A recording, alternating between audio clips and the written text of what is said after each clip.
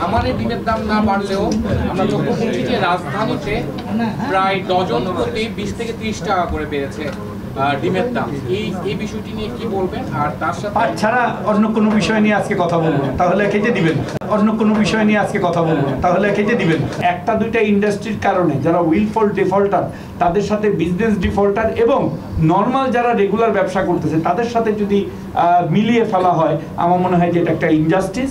আপনাদেরকে আমরা যে কোনো ধরনের সহযোগিতা করার জন্য আমরা আছি, আপনারা আমাদেরকে বললে করব।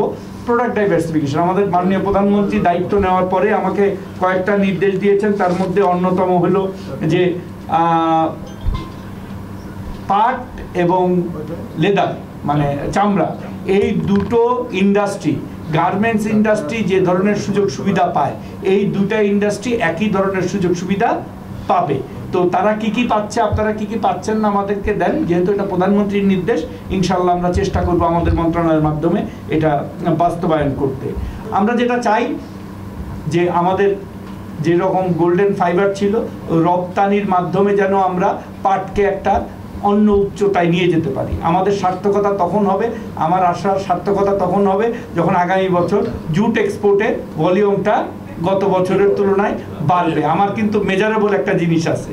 সো আপনারা সহযোগিতা করেন যাতে আমি আপনাদের সহযোগিতা করতে পারি। আর আমাকে সহযোগিতা করা মানে আপনারা যতগুলি মেলায় যেতে চান, আমি দায়িত্ব নিয়ে বলতেছি, যতগুলা মেলায় যেতে চান, B2B কন্ট্রাক্ট করতে চান, আমি সবগুলা মেলা আগামী বছর আপনাদের অন্তর্ভুক্ত করে দিব। কিন্তু সেটা অ্যাসোসিয়েশন থেকে লিডিং এক্সপোর্টারদের যেতে হবে, not for fun trip, not for যে আমি যাই নাই জার্মানি, একটু জার্মানি ঘুরে আসি। তো যে আমাদের এই গ্রুপে যাবে তার জার্মানি ঘোরা থাকলেই দ্বিতীয়বার আমাদের এই টিমে যাবে। অতএব আমাদের যারা যাবে তারা অবশ্যই যারা ব্যবসাটাকে প্রমোট করতে যাবেন তাদেরকে টিম লিড করবেন এবং ওই দেশে অ্যাক্সেস করতে হবে। আমি নিজেও আপনাদেরকে অনুরোধ করছিলাম, ইরান একটা বড় মার্কেট, ইরানের পেমেন্টের ব্যাপারে আমি কাজ করতেছি। সো যেসব নন ট্রেডিশনাল যে দেশগুলি আছে, যেমন আমরা রাশিয়া থেকে এখন খাদ্য আনতেছি, গম আনতেছি, আমরা রাশিয়াকে ইম্পোজ করতেই পারি যে আমাদের গমের ব্যাগটা জুট ব্যাগ হবে। সো এই সব জায়গায় কিন্তু আমাদের নতুন CIS কান্ট্রিগুলোতে আমরা করতে পারি।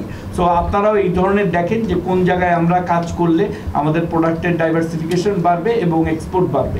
আমার আসার উদ্দেশ্য একটাই, সেটা হলো যে কম যেটা আসে স্যার ওটা বাল্কে আসে স্যার, জি আসে না স্যার। তারপরে তো বাল্ক হোক, তারপরে তো আবার প্যাকেট হয়ে তো এখানে প্যাকিং করি, ওটা জানি জুট ব্যাগে হয়, ওটা যেন জুট ব্যাগে হয়, ওটা ইনশিওর করতে হবে। খাদ্যটা জানি জুট ব্যাগে হয়, ওটা আমরা ইনশিওর করা আমাদের দরকার। এবং ওরা গম নয় আমাদের এখানে বাল্ক করে, ওদেরও তো স্টোর করতে হয়, ওরাও হয়তো রাখে, সো ওদেরও লাগতে পারে। সো আমরা দেখবো যে কোথায় আমাদের ব্যবহার করা যায়।